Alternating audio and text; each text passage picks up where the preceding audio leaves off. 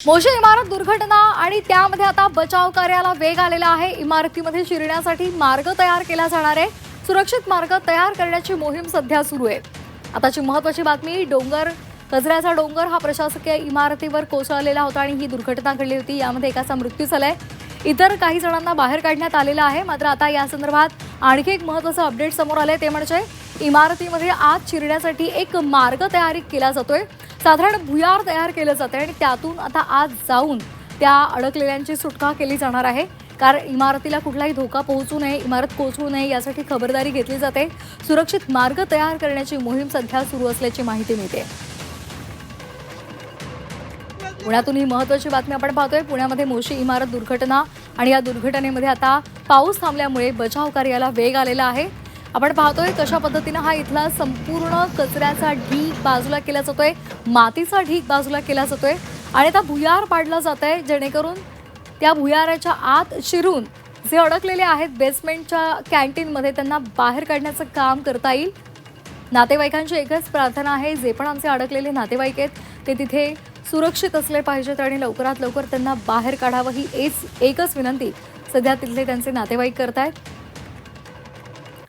तर आत अडकलेल्यांना वाचवण्यासाठी सध्या युद्ध पातळीवर बचाव कार्य केलं जातंय, एक मार्ग तयार केला जातोय। निलेश खरवरे आमचे प्रतिनिधी आपल्याला या संदर्भात अधिकची माहिती देत आहेत। निलेश, सध्या आपण पाहतोय एक मार्ग तयार करण्याची मोहीम सुरू आहे, काय नेमकं पोलीस प्रशासन आणि बचाव पथक करतंय? या ठिकाणी जर बघितलं तर या दुर्घटनेला 48 तास उलटून गेलेले आहेत आणि आता पाऊस उघडीत असल्यामुळे आता ज्या ठिकाणी ही दुर्घटना घडली आहे त्या बिल्डिंगच्या पाठीमागून या ठिकाणी जो कचरा आहे तो या ठिकाणी काढण्यात आलेला आहे आणि त्या ठिकाणून पाठीमागच्या साईडनी तळमजल्यापर्यंत जाण्याचा मार्ग जो आहे तो या ठिकाणी शोधण्यात आलेला आहे। एनडीआरएफच्या जवानांकडून त्या ठिकाणी खाली उतरून जे आतमध्ये अडकलेले आहेत त्यांचा या ठिकाणी शोध घेण्याचा प्रयत्न जो आहे तो या ठिकाणी सुरू केल्याचं आपल्याला पाहायला मिळतं।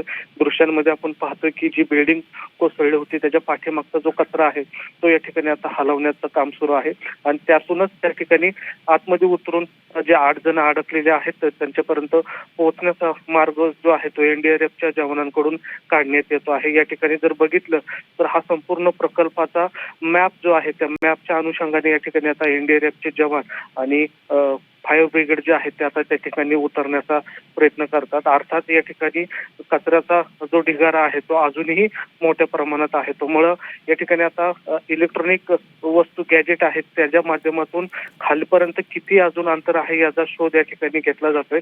मात्र आपण या ठिकाणी पाहतोय की आता जी बिल्डिंग कोसळली होती त्या बिल्डिंगच्या पाठीमागच्या बाजूने आता या ठिकाणी बचाव कार्य सुरू केलेलं आहे, कारण पुढचा जर भाग बघितला तर तो पूर्णपणे खचलेला आहे आणि कचऱ्याचा ढिगारा मोठ्या प्रमाणात आहे। त्यामुळे आता पाठीमागून हे शोध कार्य जे आहे ते सुरू करण्यात आलेलं आहे आणि जे 8 जण अडकलेले आहेत तळमजल्यावर त्यांच्यापर्यंत पोहोचण्याचा मार्ग जो आहे तो या ठिकाणी आता सुरू केलेला आपल्याला पाहायला मिळतो। अगदी आता हा मार्ग सुरू करण्याची मोहीम सध्या सुरू झालेली आहे, पण काय सध्या तिथली दृश्य आहे तर ती आपण पाहतोय, त्यामध्ये खूप आव्हानं आहेत का? कशा पद्धतीने हा मार्ग तयार केला जाईल, त्यामध्ये काही अडचणी येत आहेत का? आव्हान म्हणजे अशी की जो ढिगारा आता कचऱ्याच्या बाजूला करण्यात आलेला आहे तो पुन्हा एकदा ढासळण्याची या ठिकाणी भीती वर्तवली जाते। त्यामुळे जो शोध कार्य सुरू आहे किंवा जे जेसीपी लावून हा कचरा काढण्यात येतोय तो अगदी सावधपणे काढलेला जातोय।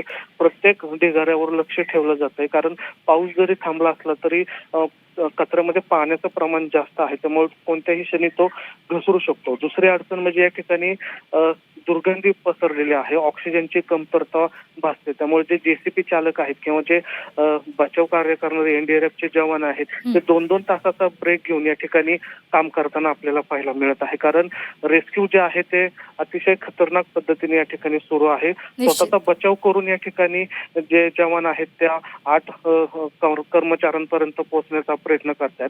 दुसरीकडे जर बघितलं तर या ठिकाणी आयुक्तांनी सांगितले आहे की या ठिकाणी मिथिलीन आणि क्लोरीनचं प्रमाण जास्त आहे, त्यामुळे त्या ठिकाणी गॅस हा मोठ्या प्रमाणात बनण्याची शक्यता आहे, त्यामुळं तिथं स्फोट होण्यासारखी परिस्थिती पण होऊ शकते। त्यामुळं उपकरणं पण हे व्यवस्थित प्रकारे हाताळले जातात, जेणेकरून गॅस जर निर्माण झाला असेल तर दुर्घटना घडू नये। त्यामुळे बचाव कार्य जे आहे ते अगदी स्वतःचा बचाव करून या ठिकाणी रेस्क्यू करताना आपल्याला पाहायला मिळतं। धन्यवाद निलेश, आपण दिलेल्या सविस्तर माहितीसाठी।